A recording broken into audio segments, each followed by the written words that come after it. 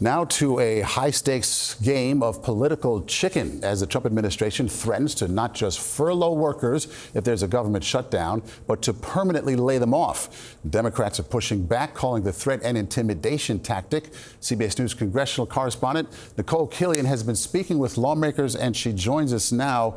So, Nikole, where do we stand right now? What does this exactly amount to on this memo?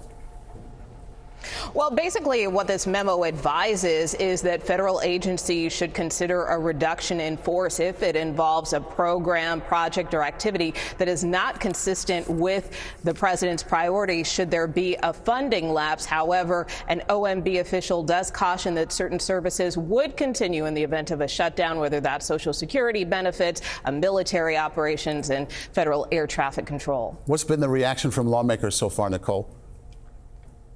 Well, look, as you mentioned, Democratic lawmakers in particular see this as an intimidation tactic. However, they are not backing down from their demands to sit down with Republican leaders, particularly on this issue of health care. I did have a chance to sit down with Missouri Congressman Emanuel Cleaver, who represents Kansas City, where the federal government does represent one of the larger employers in his district. Here's what he told me about the impact of a potential shutdown.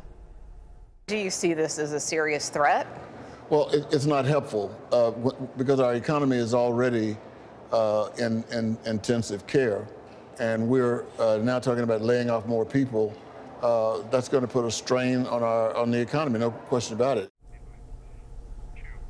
So he thinks this memo and this threat to fire federal workers will ultimately backfire. He says the president can end this now if he simply sits down with Democratic leaders. Maurice. Nikole, we saw the president shut down a meeting that he was supposed to have with Hakeem Jeffries and Chuck Schumer, the two leaders in Congress. So where do the talks stand right now? What's happening there?